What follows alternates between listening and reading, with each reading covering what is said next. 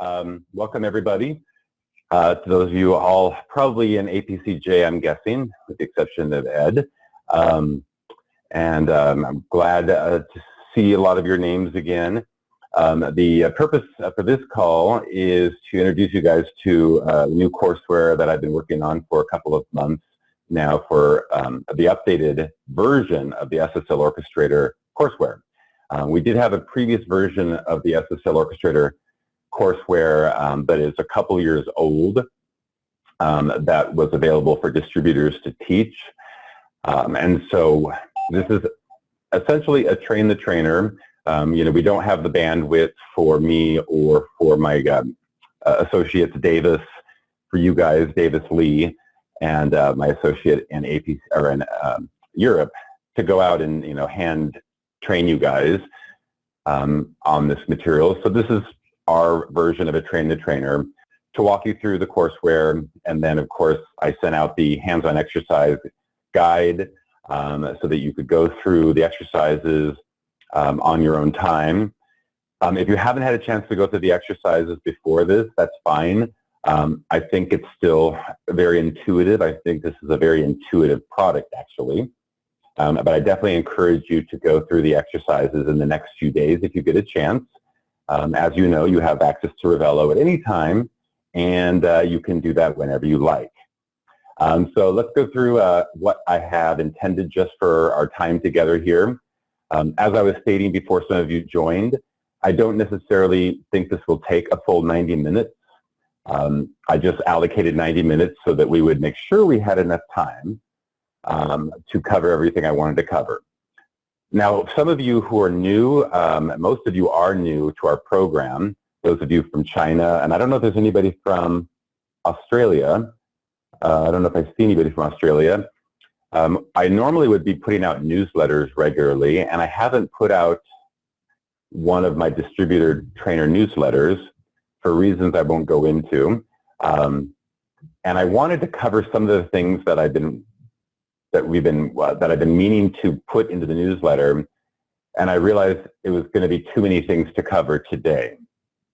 So there's really only one topic I really wanted to address in addition to the courseware, the new SSLO courseware, and that is some upcoming changes that we've been demanding from Ravello that we're going to be seeing within the next hopefully 2 to 3 weeks, a month at the most. And this is important for any of you who are doing training, and I'll explain that in just a couple minutes. This will take us about 5-10 minutes at most to cover, and then we'll go through all of the PowerPoint slides for the SSLO courseware. But before we get into it, I just wanted to share with you guys something personal, a little bit more about me. Last week I was spending a very nice holiday with my family in one of our wonderful beach destinations south of us in Mexico, Puerto Vallarta. And this is me with my sibling on the far right there. That's my brother, Phil, and then my dad in the middle of us.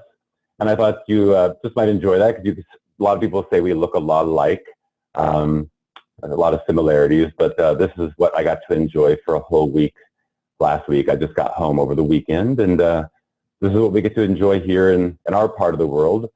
You guys get to enjoy your beaches over in APCJ, which I've been to before, and I know they're also gorgeous. I think they're probably better than ours, but this is my family, and we had a wonderful time together. I just wanted to share a little bit of my world with you guys. All right, so this is the main thing that I really wanted to let you guys know about what we've been working on with Ravello for some time now, and it's been a big challenge for us. Oh, I see some notes here. Yes, great. Thank you all for your notes. So one of the issues that have been brought up by many of our distributor trainers is in the training platform, which I have on the screen here. Right now I'm logged in as myself as a trainer, not as an admin, as my admin self, but I'm logged in as my trainer self. And when I go in, you'll see that I can see, all of the classes held by everybody else. I can see everybody else's classes, and I can click on any of those, and I can see everybody else's, I can see everybody else's students, and people don't like that, understandably.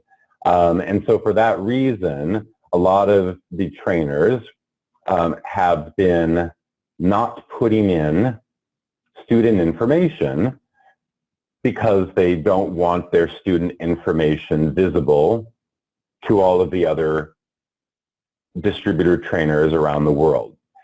And instead, they've just been putting in student 1, student 2, student 3, student 4, and so on. And the unfortunate part for us on the F5 side is we need this information for our reporting of this whole program. We need this information to know which partners are being trained, which partners are getting trained by you guys.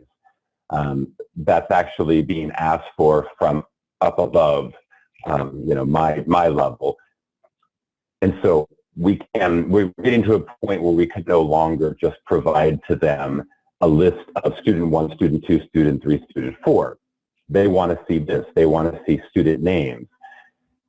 Understandably, we don't want to force you guys to do this when you don't want other people to see your confidential student names. So this is the change that we've been working with Ravello, and this is the change that's coming within the next few weeks. They fixed the permissions, the issues that they've had with the permissions, so that all of the distributor trainers, when they now log in the training platform, they will no longer see anyone else's data except for their own data. They won't see anyone else's classes other than their own classes. They won't see anyone else's students other than their own students. So all of your data will be confidential. The only people that will see your student data is us at F5, myself and my coworker Erica. And as a result, we need that data. And so once this change is made, and we'll communicate it at that time, I'll send out a message to all of the distributor trainers. And I'm letting you guys know this ahead of time, that from that point forward, it's no longer going to be an optional thing to enter student data. It's going to be a required thing, because just being honest, I'm just putting it out there. We need this data for this program to continue. Otherwise, the program is at risk. This whole program is at risk because they are, as I said, the people above us, above me, they need to know just that we're doing training, but who we're training in order for the training program to continue. So that's why we've been working with Ravello. We literally have been forcing Ravello to make this change. We've threatened them to pull the account. So we've basically been forcing them to make this change so that we can make it comfortable for you guys to put all this data in. So I just wanted to let you know that that's coming up, and once it's available, once it's done, you'll hear more communication from me about that. So if there's any thoughts or questions about that, you can either, as I said, you could put a question in the group chat, or you can email me later on anytime, or just wait to hear from me within the next probably 3-4 weeks. And we'll send out a whole email with instructions on what we're looking for on that. And it'll be great though, because we're going to be able to provide exactly the kind of data reporting that's going to make this program much more valuable to F5. It's going to show all the partners that are being trained by you guys, and that's really what we want. We want to show the value of this training program. All right, so let's get to the real meat of this call. The new course, SSL Orchestrator 5.1, which probably within the next few, I'm probably going to be updating this shortly to 5.4, but I wanted to get the course out as quickly as possible. And 5.4 doesn't have a lot of drastic changes. It just may have some more stability in the Ravello blueprint, but the courseware itself is fine and it works just fine. There may be a few changes to the slides when we get into the configuration utility slides. But for now, we're just using the version 5.1. So if you are brand new to SSL Orchestrator and you've really never worked with the product before, then this is the perfect training for you. We're going to kind of walk through it as though you're a first-time user. I'm going to go through the slides, teaching them. I've got my speaker notes. I'm basically using the same exact speaker notes that I have in the slides themselves. I'm not necessarily going to be reading the speaker notes verbatim, but I'm going to be walking through the speaker notes for you. And then if you have questions on the slide, please stop me on the chat and ask the question as we're going through it. The purpose of this call is that once we're done with this call, I will be packaging up these materials probably tomorrow, and you could begin training this course as early as next week. That's kind of the whole idea. I will, by the way, we have a F5 SE bootcamp that starts next week, and I'll be delivering this to my internal SEs next week. I'm going to be recording myself teaching it, and I will put that recording on the YouTube channel, so you will also be able to see me delivering it as well as another resource if you need that. So these are the four sections of the 4 lessons.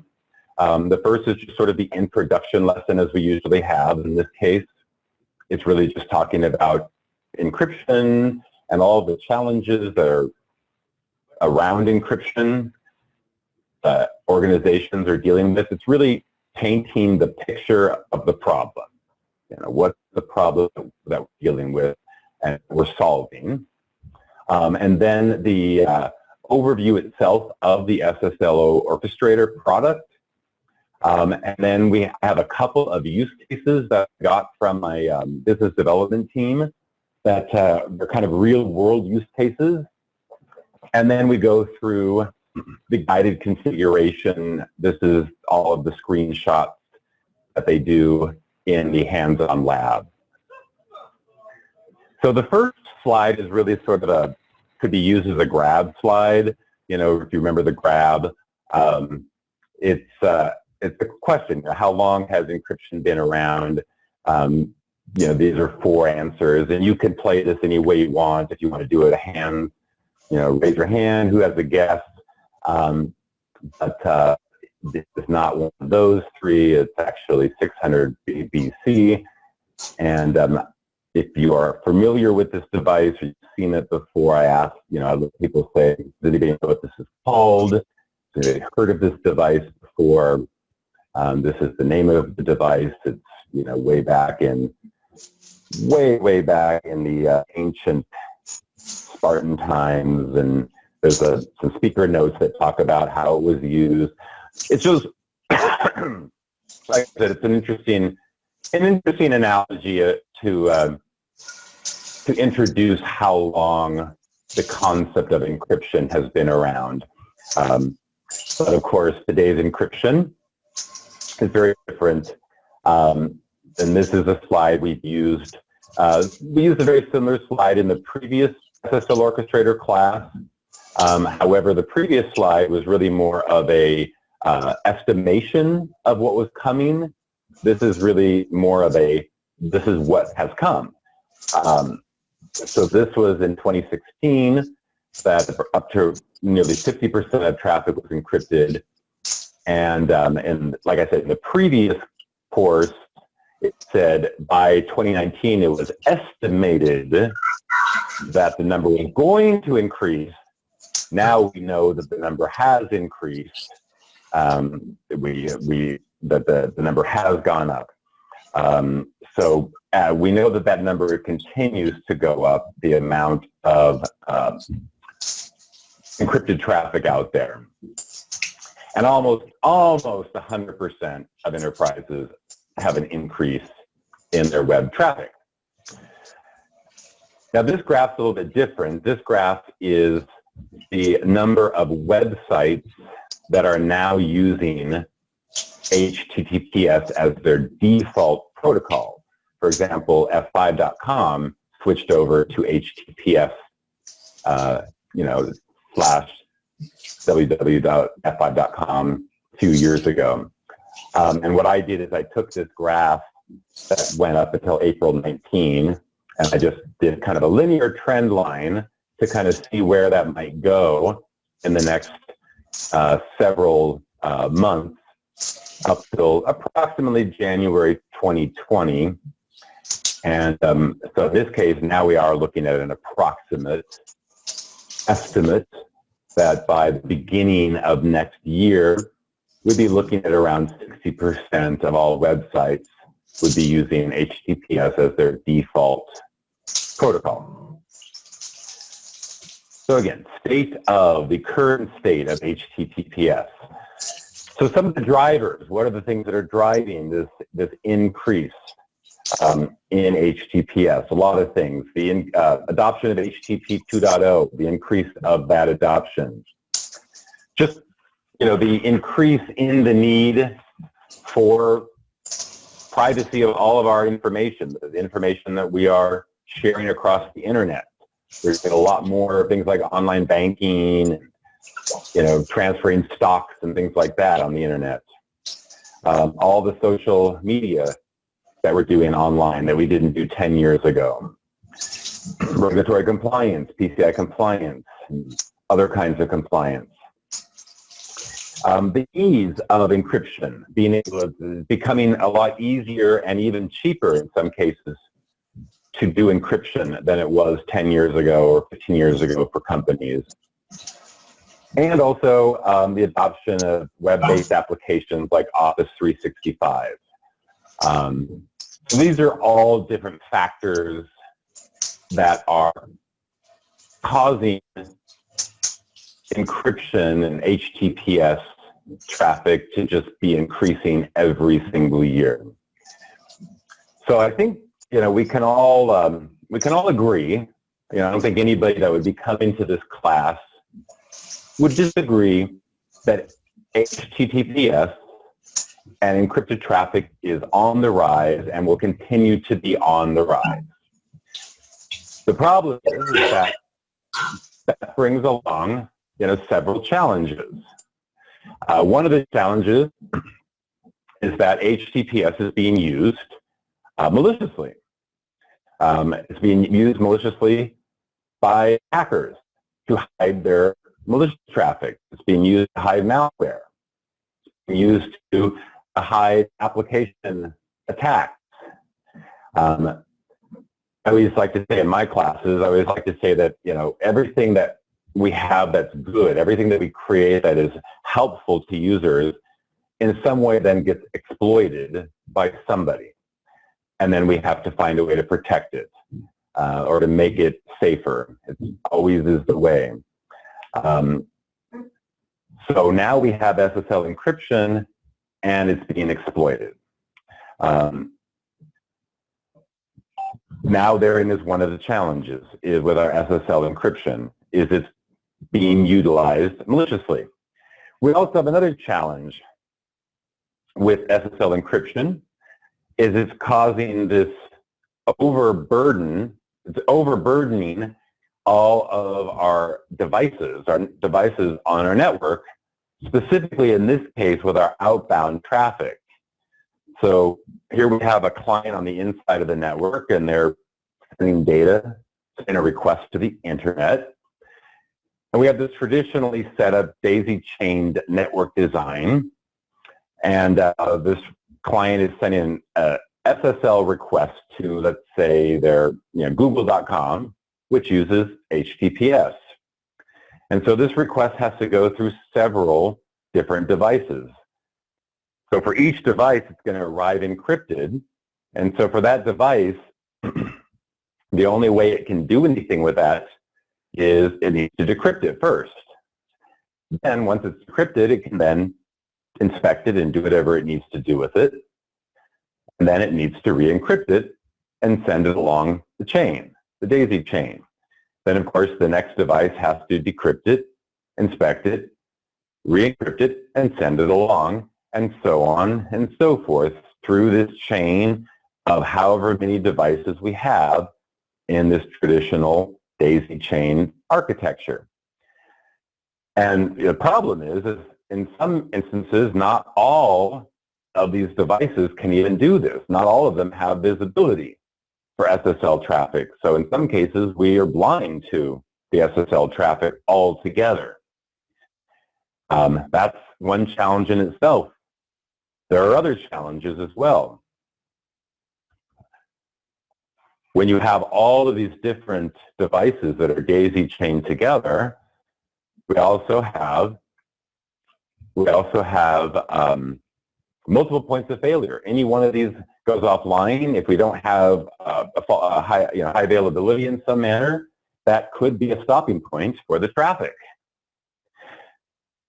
Also, because each one of these is potentially decrypting and re-encrypting the traffic, that could drastically, I shouldn't say it could, it will drastically decrease the performance of all this outbound traffic.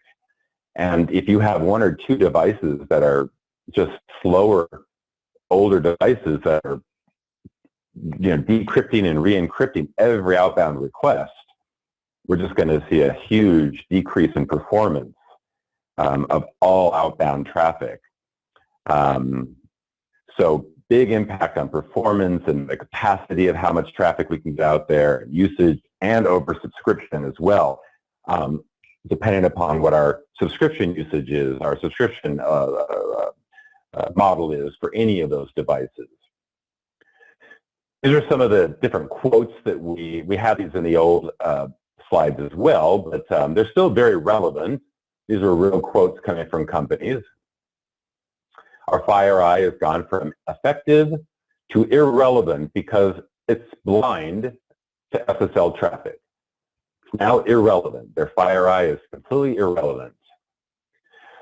This company, there's significant challenges with the growth of encrypted connections they're seeing. Very significant challenges. And finally, this company is fielding over 12 different security services, and they're struggling to use them all effectively.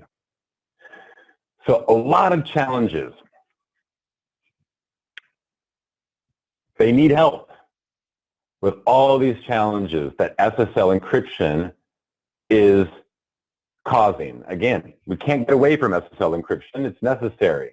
There's all these issues with it, but it's necessary, and it's only getting worse as the adoption of SSL is increasing. So they need help to continue to stay on top of SSL encryption while also being able to utilize all of their security devices effectively. Well, guess what? That's what SSL Orchestrator is all about. So if you're a first-time user to SSL Orchestrator, not really familiar with the use of this product, that is the whole point of the SSL Orchestrator product, is it solves all of those challenges we've just discussed. So let's kind of review what we just said. Here we have all these products, and potentially, they could all be blind to SSL. In some cases, they could have little or no SSL visibility to all of that outbound traffic. So the SSL Orchestrator is the solution to all those problems. So the way this works, and we're going to go through this one slide at a time. The way this works is the requests come in, and the first thing that happens is SSLO the SSL Orchestrator, the big IP, of course, SSL Orchestrator, first classifies the request. And when they classify the request, when SSL Orchestrator classifies the request, it can classify it in many different methods here you can see on the screen. It can classify it based on the source IP. Is it coming from, one internal subnet, or is it coming from just one specific source IP address? Is it going to a specific URL category? Is it going to Facebook, or is it going to an adult category URL website? Is it going to just HTTPS, any HTTPS website, the HTTPS protocol? You can even use IP geolocation. Is it going to a website hosted in Syria? So you can classify the request in many different ways, and you can do a combination of classifications as well, which we'll talk about more later. So we first classify the request. Then we have two different actions, one of two different actions. The first action, and the action is based on whatever is set up from the matched classification. So whatever classification we found, we have an action set. If the action is set to bypass, then SSLO will not decrypt the request. It will leave it encrypted. But if the action is set to intercept, again, the action that was set based on that matched classification criteria, if it was set to intercept, then SSLO will decrypt the request. At that point, either of those points, either while it's still encrypted or now while it's decrypted, now that request can be sent to one or more different security devices from the SSLO. After it's sent to all those security devices, then SSLO can re-encrypt the request. That, of course, assumes it was encrypted, decrypted to begin with. It would only do that if it was decrypted. So it would re-encrypt the request and then send it off to the internet. That's kind of the overview of the flow. We're, of course, going to go into that in a lot more specifics here. So device support. These are all the different types of security devices that we can set up with the SSLO, the different kind of backend devices we can direct requests to. Things like inline HTTP to, inline HTTP web proxies, web gateways, layer 3 proxies, layer 2 proxies, DLP, ICAPs, and then TAP devices. And we support kind of a wide variety of each of those, and we also have an option for a generic version of each of those. And so as you're setting up your configuration, which some of you may have already done if you went through the hands-on exercise, you can set up as many of those as you need. You can have 2 layer 3 proxies, 1 layer 2 proxy, 2 HTTP proxies, and 1 DLP. There's really no limit or rule about how many of these devices you have set up and have configured. But those are the different device types that we have, that we support. And we have several that are already, kind of out of the box configured that you'll see in the UI. We'll see those a little bit later on. And then we have what we call service chains. So a service chain assumes we already have those devices set up on the previous slide. So a service chain is then a collection of those devices that we already set up in a specific order that we want to send the requests through. So for example, I have 4 devices set up there, as you can see, and I will have one service chain called all services, and I want to send I want to send the requests to first the web gateway, then the DLP, then the IDS, and then the next generation firewall in that order, one after the other. Then I'm going to have another service chain to just send the requests to the IDS and the next generation firewall only. And then a third service chain that only sends requests to the next generation firewall. So again, you can have as many service chains as you want, as makes sense to you, each with a different number of configured devices in a different order.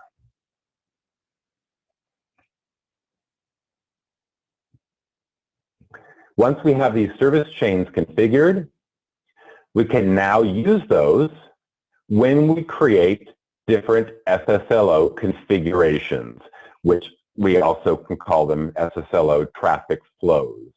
And that's what we're going to do when we go through the guided configuration and set that up. So for example, when I go to create a layer 3 outbound proxy configuration, I could then use these different service chains in that particular configuration.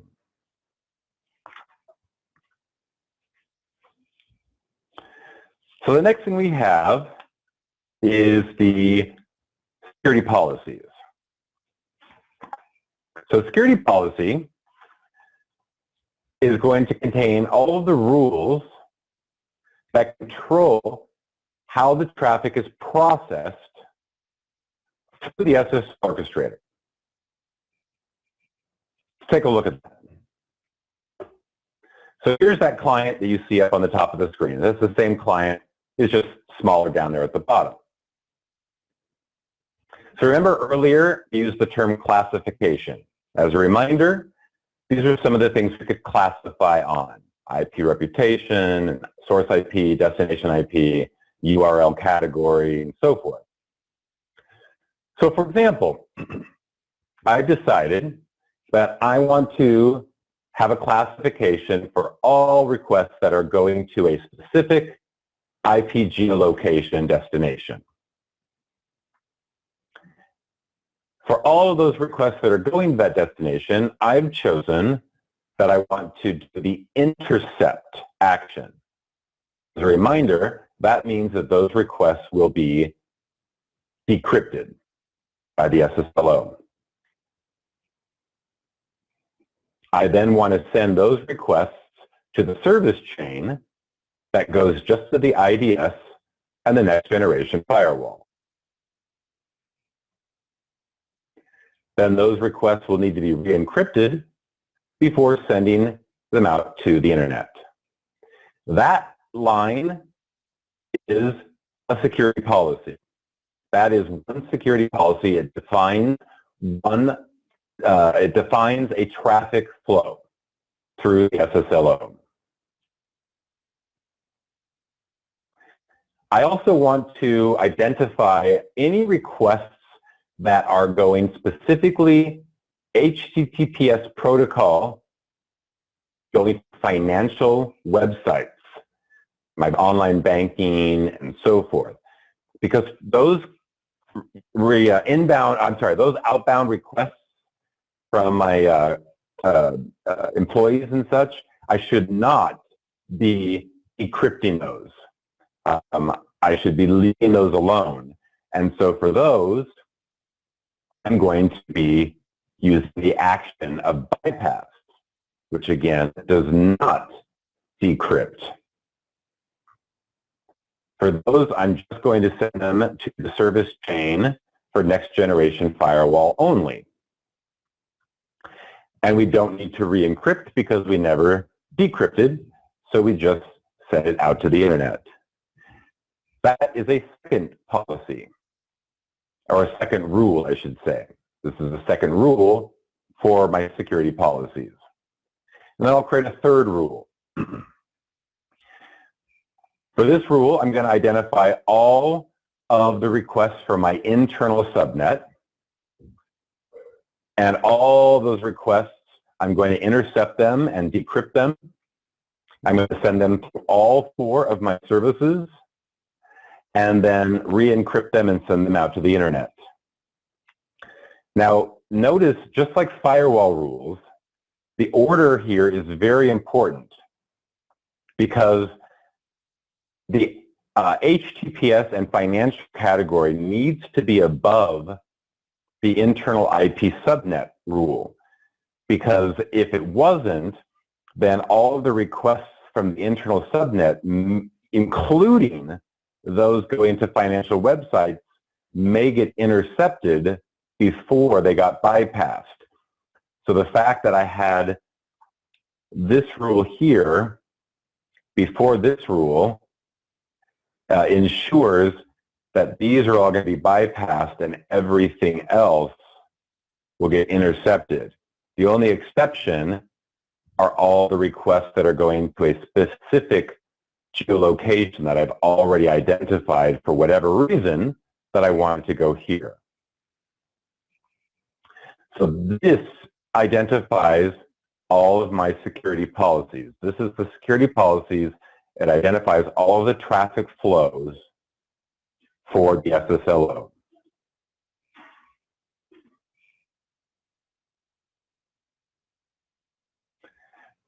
So let's take kind of a look at how these matches are done for each one of these. We'll start with the IP geolocation match. So request comes in, and the first thing SSLO does is it classifies the request, which essentially means it examines it, and it recognizes, hey, this is going to Syria or wherever. It's going to this specific geolocation. So it says it matches that first rule. So it says, all right, we need to intercept it. We need to decrypt it. And now we need to send the request through to this service chain, which means send the request through there, send the request through there. Now we need to re-encrypt it. And now we need to send it out to the internet. So that is how the traffic flow takes place through the SSLO when it matches that first rule.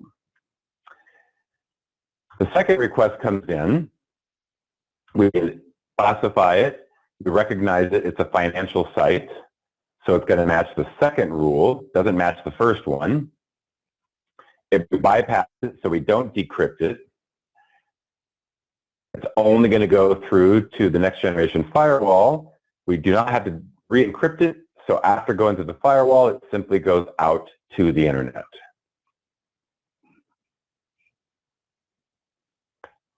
And then for all the other requests from the internal subnet, as they come in, they're inspected, they match the third rule, then they're going to be intercepted to be decrypted. They're going to match the all services service chain, so it'll go through all the services that were identified in that service chain before being re-encrypted and sent out to the internet. So that's essentially how the SSL Orchestrator works. All the pieces of the Orchestrator. So I hope that's all pretty clear. That's the meat of the product right there. These next couple of slides are actually really more LTM based.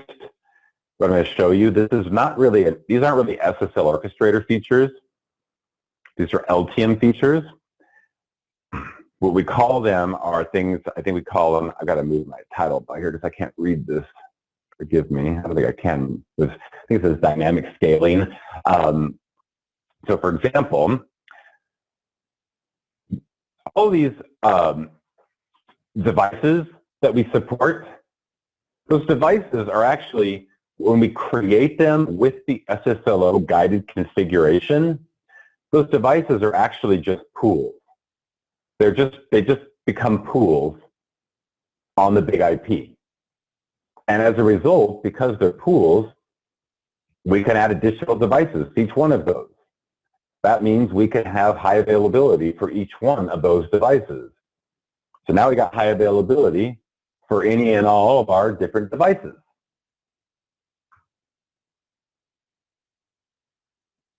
So that's great. We can also do monitoring. So we can recognize if a device is down and not send requests to it. Again, just like we can do with anything else in LTM. So that's another nice feature that we have. We can also check performance, like we can do with LTM, and just send to the requests that are being underutilized right now. That's another nice thing we can do. And also, when we're doing monitoring, if a device is recognized to be offline, like this next generation firewall, we can actually remove it out of the service chain. It'll automatically, I should say, automatically be removed out of the service chain, all service chains that it's in, temporarily, until a time at which it's recognized to be back online. And as soon as it's back online, it's automatically added back into all of the service chains again. So again, those are actually benefits we get because SSLO is on the big IP.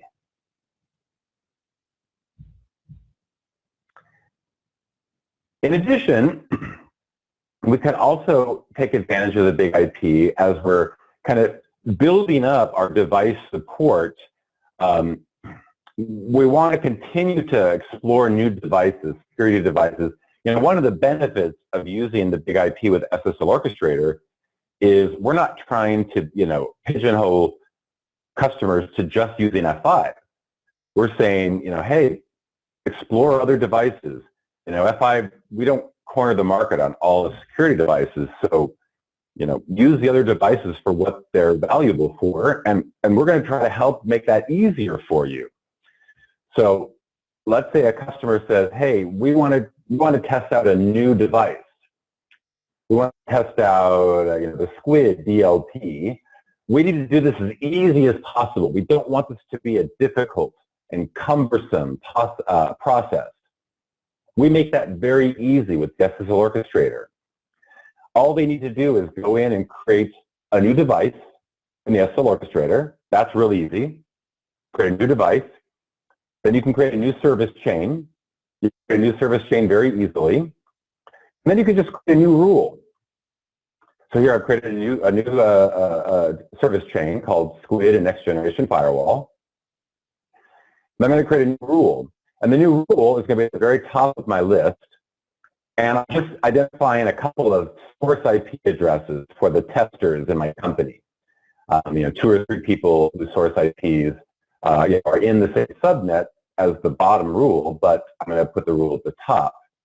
And that way, when they're testing the outbound traffic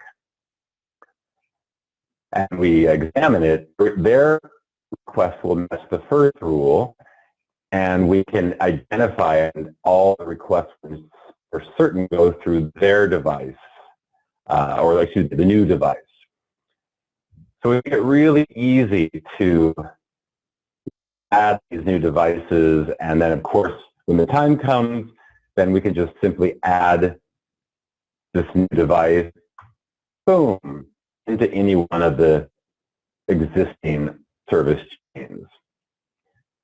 So we make that real easy. So going back to that challenge that we had at the beginning of this lesson, we try to make encryption easier, make it easier with the challenges of encryption, but also make it easier for customers to manage all of these devices and get the most out of all of these devices that they have to deal with.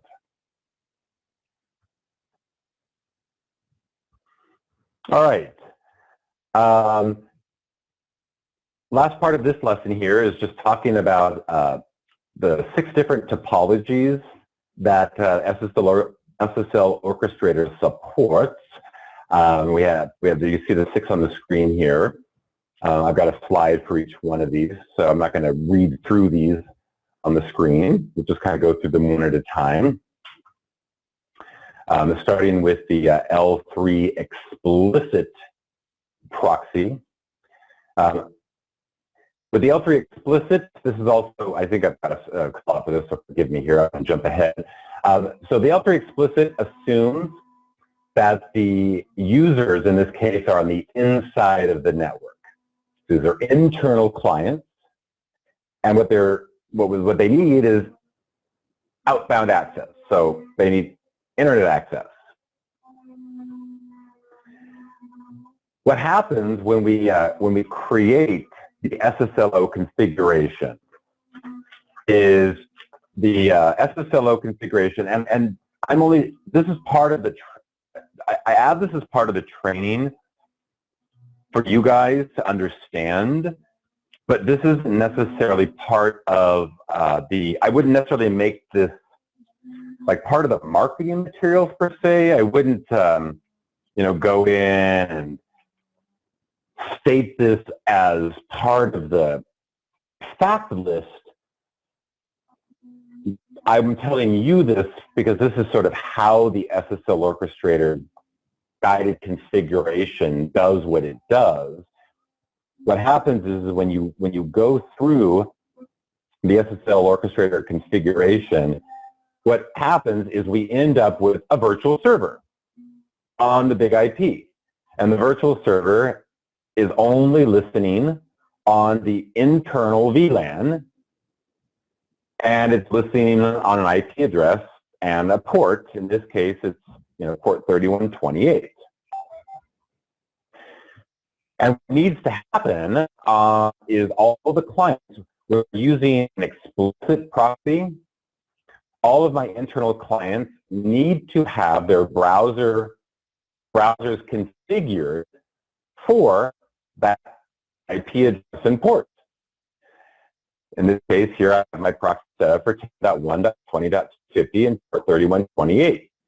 And if I go to advanced button there, you'll see I'm using the same proxy settings for HTTPS and FTP. Now, this can be done manually, but most cases, most organizations do this through an Active Directory group policy or a proxy auto configuration script in some form. But it does need to be set up for all browsers, and all browsers are actually configured a little bit differently. So this is, I believe, my Firefox browser configuration. Just a little bit different from the Internet Explorer, and it's a little bit different from Chrome. So the way this works now, when users are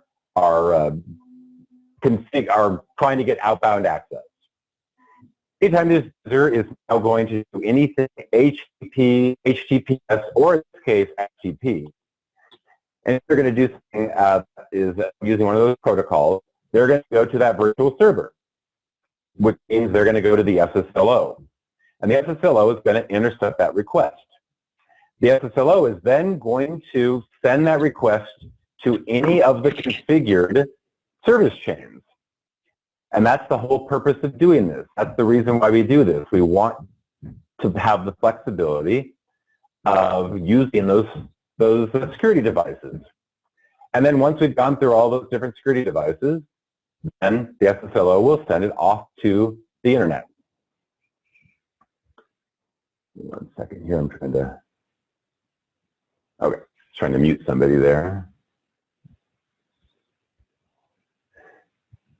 Now, the same example, this user also has a configured default gateway, which in many cases is just some sort of a router on the edge of the network somewhere. Now, if this user does anything else other than HTTP or HTTPS, such as they're using RDP, and they're going to a remote host, then that request is going to go out the external. They're going to go out to the default gateway. They're not going to go to the SSLO. With the explicit proxy, they're only going to go through the SSLO when they're using HTTP or HTTPS only.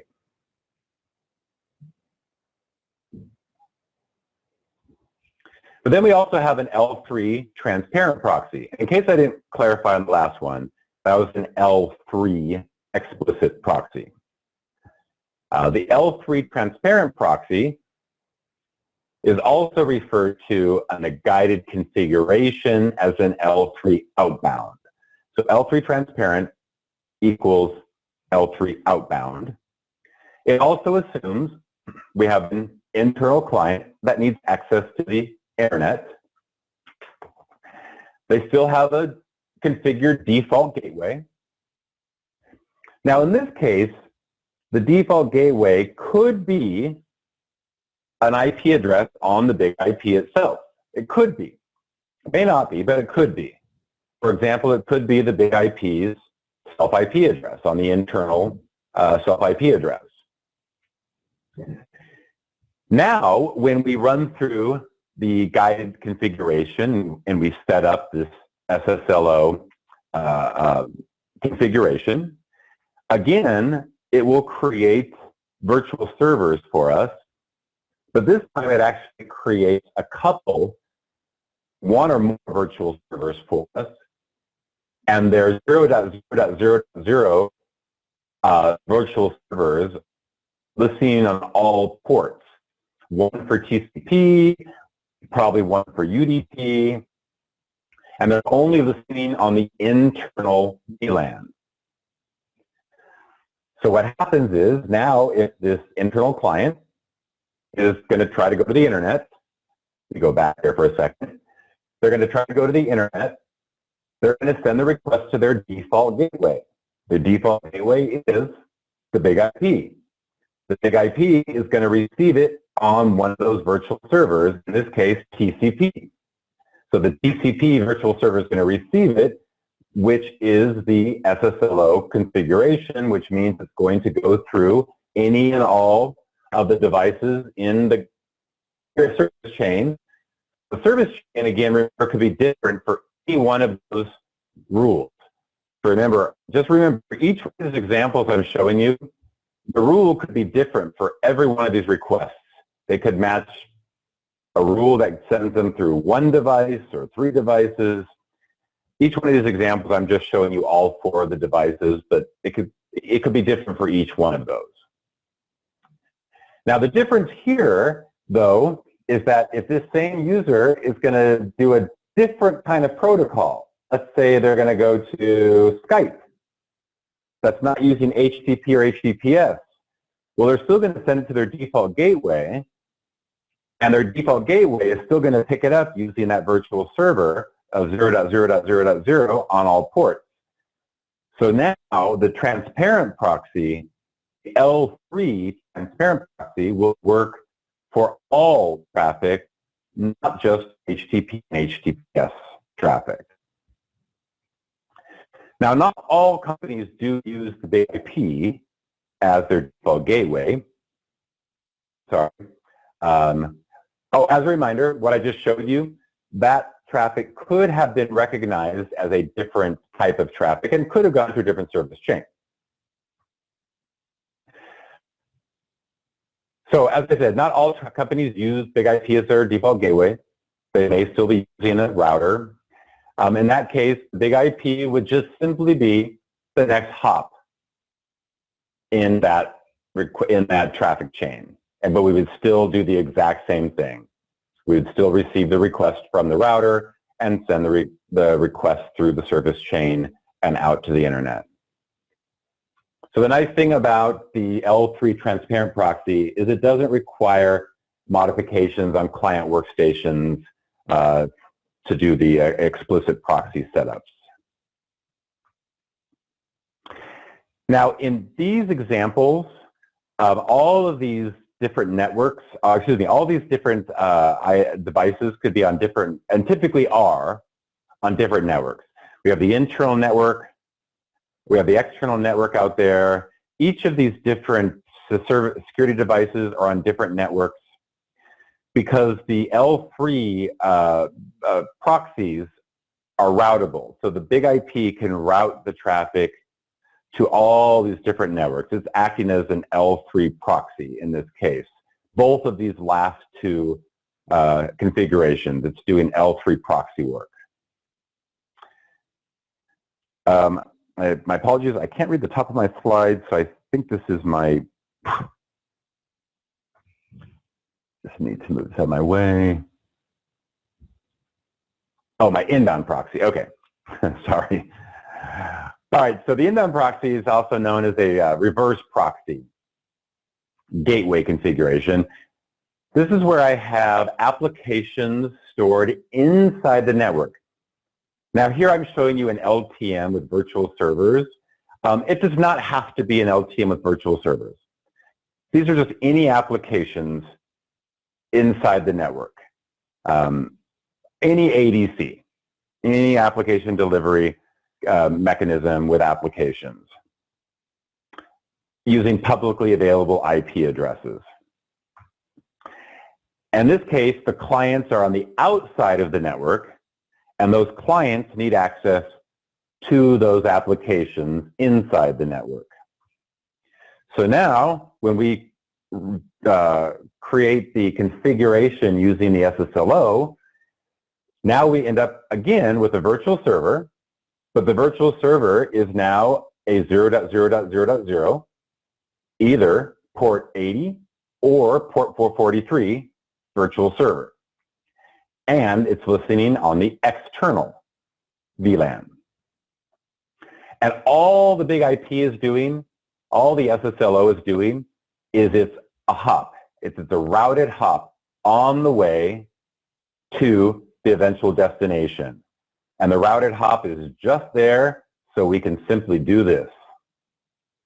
So we can intercept to send the request to any devices, security devices in a service chain prior to sending them to the back-end application. And that's the whole purpose of using this configuration. If you don't care about sending them to service chains, to any devices, you don't need to use the SSLO. The whole point of this is service chains, security devices, utilizing those security devices without needing to worry about encryption, re-encryption, encryption, re-encryption, and so forth, or decryption and re-encryption.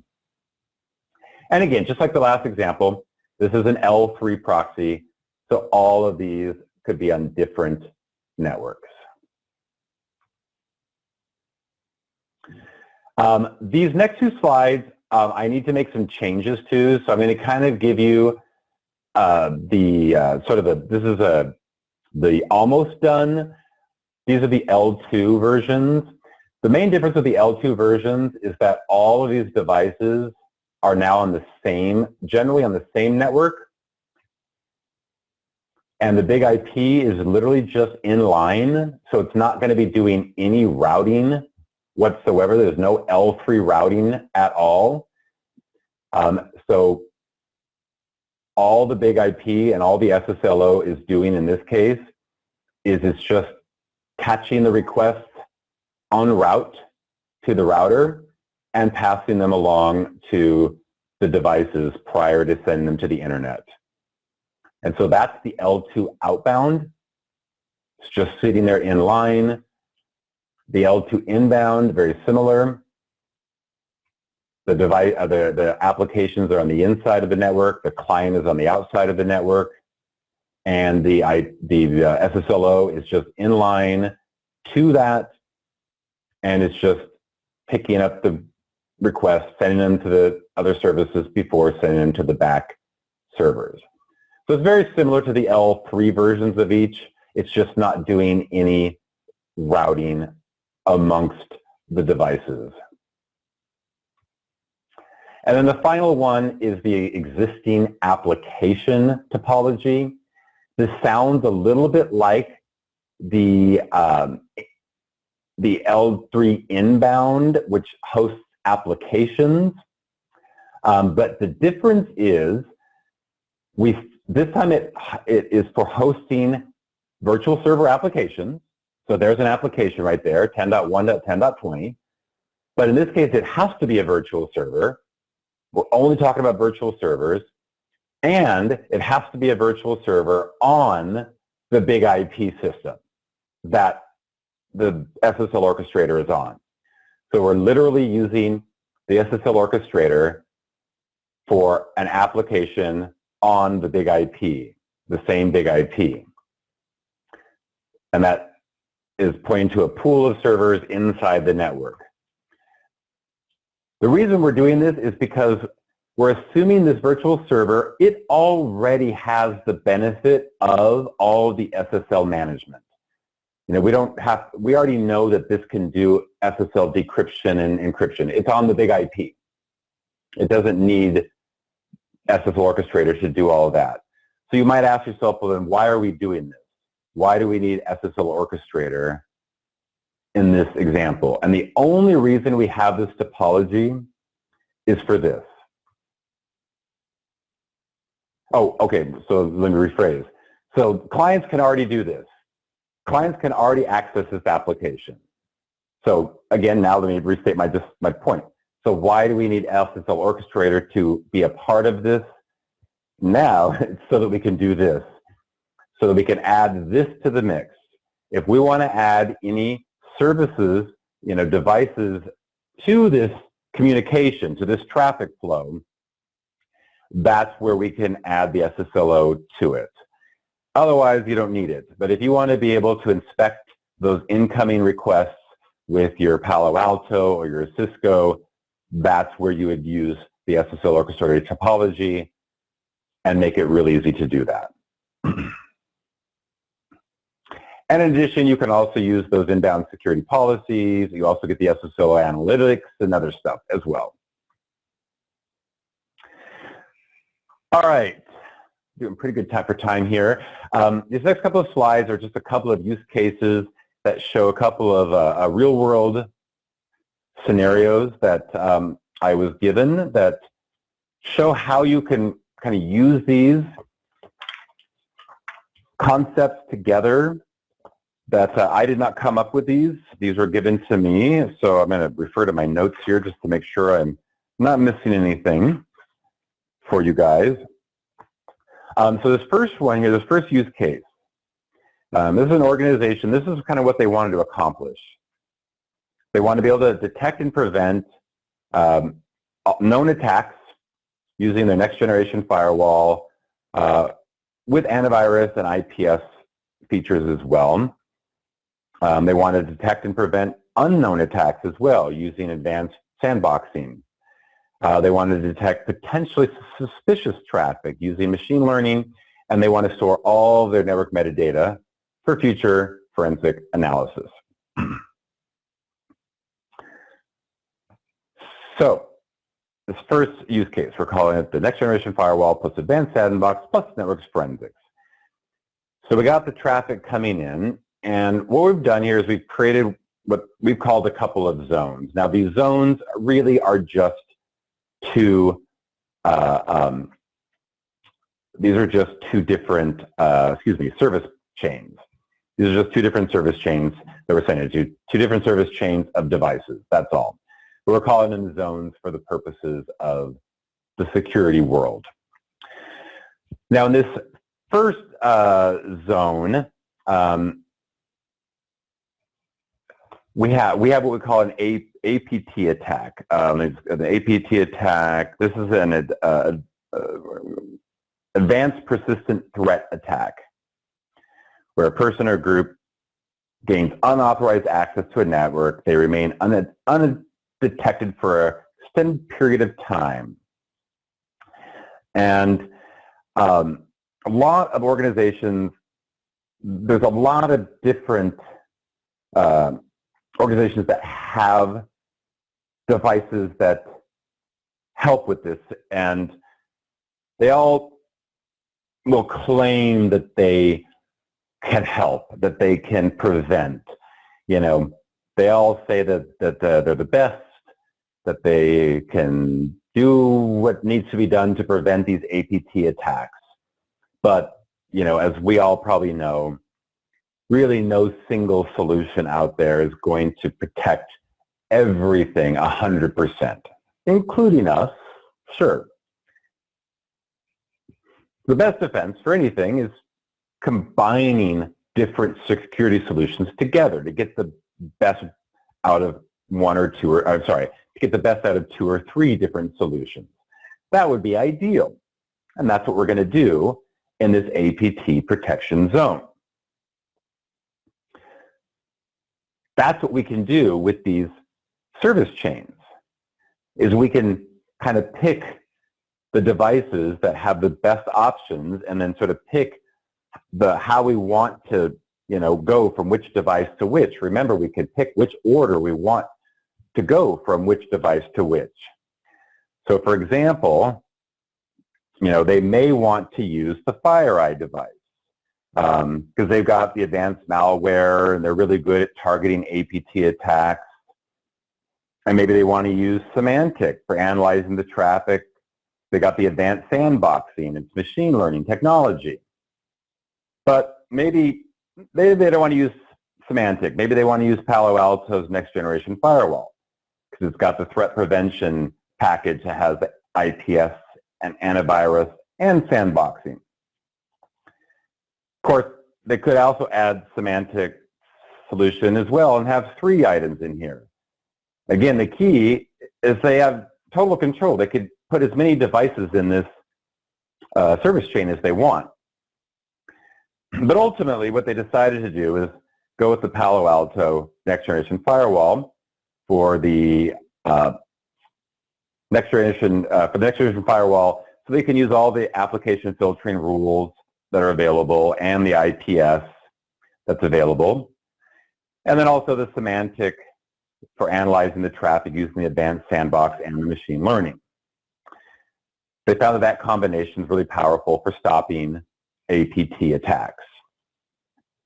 So now what they found is when attack traffic comes in that's known attacks, the Palo Alto is really good at identifying and stopping these known attacks. That was one of their goals that they had. But what about those unknown attacks that they had? Well, the unknown attacks, remember we have the advanced sandbox and the machine learning. With the Symantec, maybe that unknown attack will go through Palo Alto, but we have the secondary stop at the Symantec. So now we have, again, this multi-layered protection of these 2 devices in this protection zone. So this is an example of how we can use these 2 devices, essentially this zone together to best attack, to use that word wrong, but to defend against these attacks. And this is what this customer has ultimately decided is their best defense against these APT attacks. Now their second goal was to store forensics, store network metadata for forensics. And there's a few different options that they had here that they have researched, like RSA NetWitness and Blue Coat security analysis, but they found is that these are both very expensive solutions. For example, each one of these, to store like about 1 gigabit per second worth of data with just raw packet TCP dump data, it requires about 8 terabytes of storage per day. 8 terabytes of storage per day. And most security experts require about 30 days worth of storage, which would be about 240 terabytes worth of storage. The average cost of a terabyte of storage is around $3,350 a year. That's US dollars, which for 30 days comes to about $804,000 storage costs. So they've found that to be a little too much. So they've also found that Cisco Self-Watch has a couple of good benefits that work really well with the SSLO and the big IP. One of the benefits is it can accept traffic using what's called SFlow or NetFlow. And this is a feature that Big IP actually natively supports. With SFlow, only network metadata is sent to the storage device. And when only network metadata is sent, for 1 gigabyte of storage, it only uses about 100 gigabytes per day versus, I think it was about a terabyte a day, I think it was. It's a much different amount of storage needed. So their storage costs are drastically lower.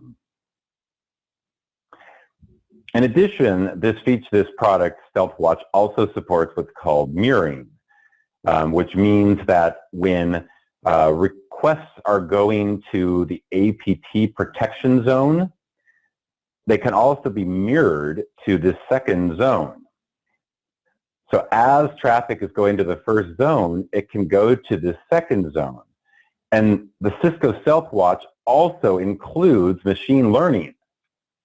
And that means that we can also take advantage of the machine learning provided by Cisco along with the machine learning provided by Symantec. So the second zone is the second level of defense to back up the first zone. So now we have all the network metadata for the forensic purposes in the second zone and additional detection of potential malicious traffic using machine learning. So that's our first use case. Rather interesting stuff. In the second use case here, it's a much quicker one. It's a little bit, it's kind of very similar to the first one. But it also includes what's called lateral movement attacks. And it also, in fact, this one's fairly new to me. I just finished this one, so I got to refer to my notes again. In fact, actually, you know what? I'm going to just, because I know what time it is here. So I'm actually going to skip this one for now and let you guys read this one because it's so similar to the last one. I noticed it is 13 tells. So I just want to get through to some of the guided configuration slides so we can kind of get through some of those. So these slides are just kind of walking you through the configuration. And if you go through the hands-on exercises, then this is much easier to go through. And I try to include as much information also in the speaker notes on a lot of these slides, because a lot of the slides have a lot of options, a lot of different things you can do that we don't always configure in every single slide. But this first slide, this first page, there's nothing you do. It's just really kind of just a summary of like, here's what you do, and you just click on next. The second page, the topology page, well actually it's the first page, the topology page. This is where you're naming the topology and you're selecting the topology type.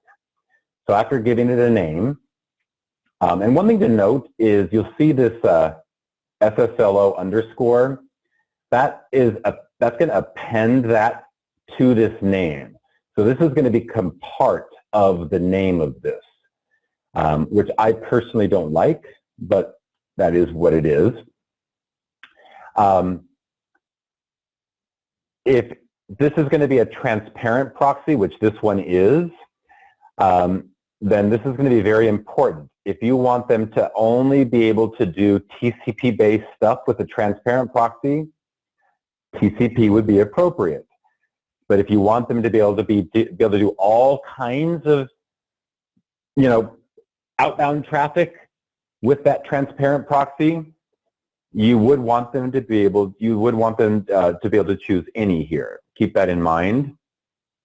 And I have some notes here of some of the different options below. When you choose TCP, you won't see all of the options below here. You'll only see L3 transparent, explicit, inbound. With UDP, you'll only see L3 transparent, inbound, and existing applications, and so forth. So I kind of give you some specifics there. And then you'll see all the different graphics. You just select the one you want and click on Save and Next.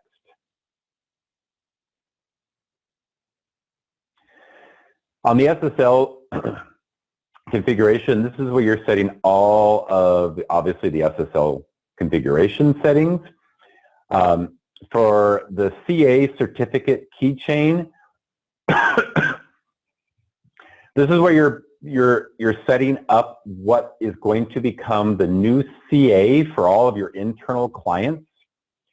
So the important thing about this, I think I have a call out for it. Yeah. So this is where they're going to have to create a CA certain key, which they can do either, they can, create it however, they can even create one on the big IP. But the important thing there is their internal clients, that whatever we add here, that CA certain key, that needs to be added to their internal clients' trusted browsers. Otherwise, every time their clients go to an HTTPS website, they're going to get that certificate warning screen about trusting it. So that's an important thing to note. It doesn't mean they won't be able to access the website. They're just going to be warned every time they go to an HTTP website about whether they should trust that website or not.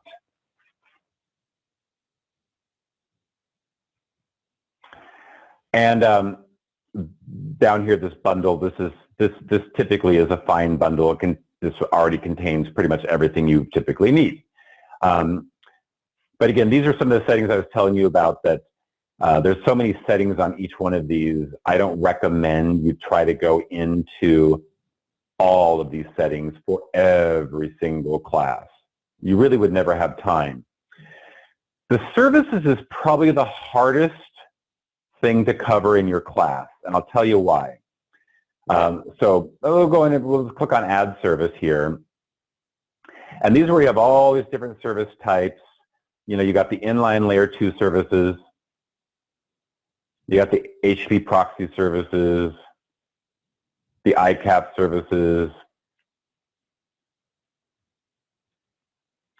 generic inline layer 3 services, and so forth. For each one of these, every single one of these, when you select one and you click on Add,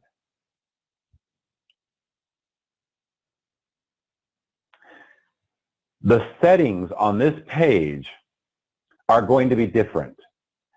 So it's virtually impossible for you to teach somebody how to configure every single service unless you have a lot of time and you've learned them all yourself. You can only teach them the guidelines, kind of teach them, the steps of how to go through it. But each one has different fields, and that is a little bit tricky. I'm not going to lie. That can make it a little bit tricky. But for each one, you're going to give it a name. And remember, each one of these services we create is going to become a pool on the big IP. So in this case, I need to, so here we go. There's a lot of settings, just so many settings. In this case, I have to actually add the actual L3 device itself. So I think this, I'm sorry, VLAN. I'm going to first off create a VLAN. So this is going to be the VLAN that's taking the traffic to the inline service device. So which big IP interface is it going out of? Which big IP interface are we going out of to get to this device? And optionally a tag if we're using tagging on the big IP. Whoever is configuring this needs to know quite a bit about the big IP. That's what I tell my SEs when I teach this. Somebody needs to know how the big IP is configured, how it's set up, all the networking, all the VLANs, all the interfaces, and all the tags. They need to know that, or this is going to be very challenging. And for most of these, not all of these, but for most of them, we're going to have a VLAN going to it and a VLAN coming back from it. So in this case, this is the VLAN going to it. Then I'm going to add the device itself. In this case, the IP address of the device itself. And then here's the second VLAN. This is the VLAN coming back. Create a new. This is the VLAN now we're receiving the traffic back from. So it's the same interface, you'll notice, but a different tag. And then in this case, we're doing port remapping because this makes sure, this is a way to make sure that a security device that would not have natively inspected it because it doesn't inspect encrypted traffic will inspect it. So it's a way to ensure that that device will inspect the traffic. So that's just one example of one of my services. Again, each one might be a little bit different, and I only give one example of a service in these slides. But when they're done, they might have several services here. So we've got a layer 3 inline, a layer 2, an HTTP, an ICAP, and a TAP device all configured. So the next is a service chain. Again, this is where I can go in, add. Here's all of my devices I created. I'm going to create a service chain called all services. We have these little buttons here, so I can just I click this button to add all of them over to the right side column. We also have these buttons here, so I could reorder them to select which order they get sent to, one after the other after the other. And then I'll add a second one here for just the FireEye and the TAP so that there's only 2 in that service chain.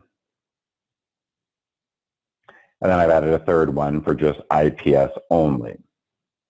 So now I've got 3 service chains.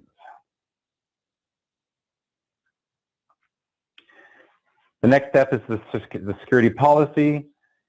So again, this is where we have all of the rules, all the different rules that define how the traffic flows through the SSLO. We have 2 rules by default. For each rule, there are 3 actions. We can choose to allow the traffic or drop the traffic. We can choose to decrypt the traffic or not decrypt the traffic. And then we can choose to send the traffic to a service chain or not to send it to a service chain. So there's my existing rules. I'm going to add a new rule.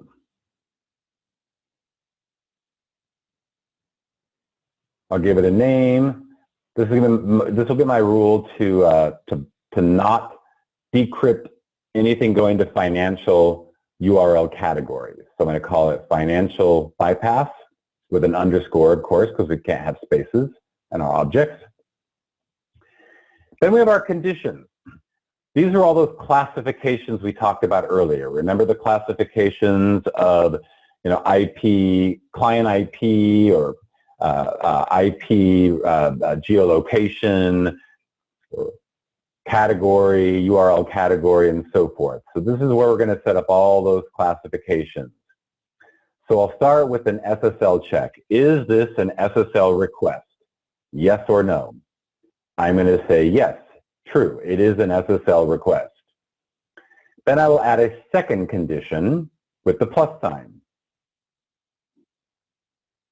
My second condition will be that it's a category lookup, a URL category lookup.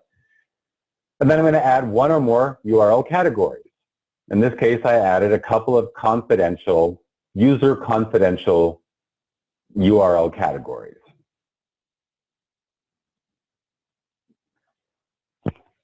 And then we have the 2 options. Do I want that to be an or or an and concept. Should I just match either of those two conditions, or should I be matching both of those conditions? And I want to match both of those conditions. Match all. So this is the classification, the full classification. Now I will select the action. Do I want to allow or reject? Then what should we do? Should we bypass or intercept? And I'm going to bypass. And then, do I want to send this to a service chain? Yes or no? And if yes, which service chain do I want to send it to? I'll send it to the FireEye tap service chain. So there's my first rule. And you'll notice I've placed it between the pinners rule and the default all traffic rule. I can also edit an existing rule with that little pencil icon, because you'll notice the default all traffic rule does not send traffic to a service chain. I would like to do that. I'm going to send all the traffic to the all services service chain. And now I'm done with my security policies. And I'm going to move on to the interception rule. The interception rule, this is what defines those the listeners, the virtual servers we talked about earlier, the virtual servers that we're going to create. Where do we create those virtual servers? Should they be on the inside network, the internal VLAN, the external VLAN? So this is how I determine that. Which VLAN should we put those on? I'm going to put it on my internal VLAN, my client VLAN. And then this is for any, if we have any server speaks first protocols that should be processed before the SSLO does anything. I have a note for this. So I don't remember exactly what my note says, forgive me, but it's in my speaker notes. So you can read my speaker notes on that, on exactly what that is. But these are protocols that need to be specifically defined to be done before the SSLO does what it does.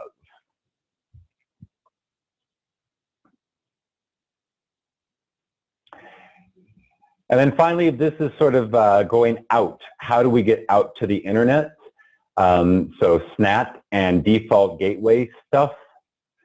Do we want to enable SNAT? We usually do. And we can either use AutoMap or we can use a SNAT pool if we want. And then we can either use the default gateway or we can create a new gateway if we want to. In this case, we're going to create a new gateway.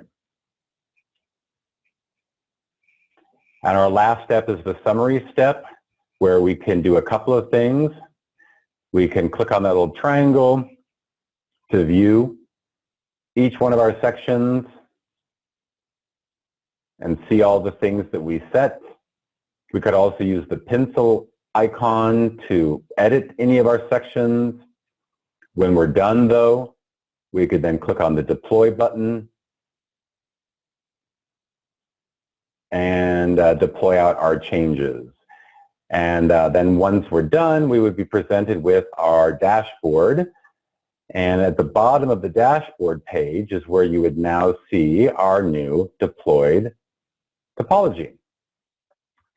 And across the bottom there, you would see all the different individual components, the interception rules. These are all the virtual servers that are created. So if you went and looked on your virtual servers page, you would see different virtual servers matching these items here. The services, these are the different security devices that we created and so forth. So we're 4 minutes over, but it's not too bad. So if you haven't done the exercise, it's a fairly long exercise. I'm allocating this to be about a 4-hour class altogether, with about 2 hours for the instructor lecture. and about 2 hours for the hands-on exercise. In the exercise, they create 3 different configurations. The first configuration is the long one. The first configuration takes the longest amount of time, where they create a transparent proxy, a layer 3 transparent proxy. The second 2 are pretty quick because they reuse most of what they did in the first one. You know, they reuse the service chains, they reuse the security policies, they reuse all the SSL stuff they already created. And then the last exercise, or the last part of the exercise, is they add some custom security policy stuff. So they create much more defined rules in their security policy to show some additional stuff you can do with the security policy rules. So in total, it could be around 2 hours, but I think 2 hours is about the longest it would take the average person. I do have a few more edits to make. After I got back from vacation, I had some edits from a couple of other people, but they're not very long, so I'm anticipating they probably won't take me more than till Friday. So I shouldn't have, I should be able to have this ready for packaging by Monday. At this point though, if anybody has any questions, you're welcome to either come off mute or you could type anything into the chat, but I'm happy to answer any questions anybody has before we wrap up.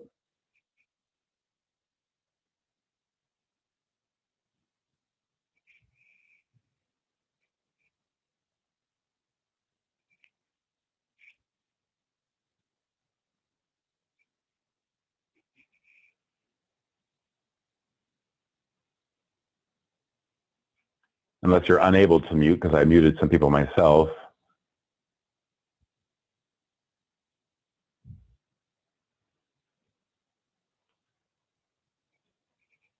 And if not, I appreciate everybody attending. I do have other changes to the ASM content that I'm going to be getting out to you guys as well.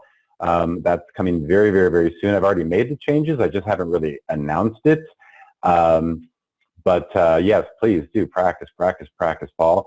But I appreciate you guys attending, and I hope you guys enjoy this content. It's actually I think it's a great product. We're really big on this at F5, really a lot of excitement behind this product. I think it solves a lot of customers' pain points. So I really hope you guys get a chance to go out and share it with your audiences and your partners and so forth. Like I said, hope you've had a chance to either go through the hands-on exercises or get a chance to shortly. Reach out to me. Any questions you have, anytime, you can reach out to me with any questions you have. So other than that, I'm going to go ahead and wrap up and say thank you again very much, and hope you all have a great summer holiday.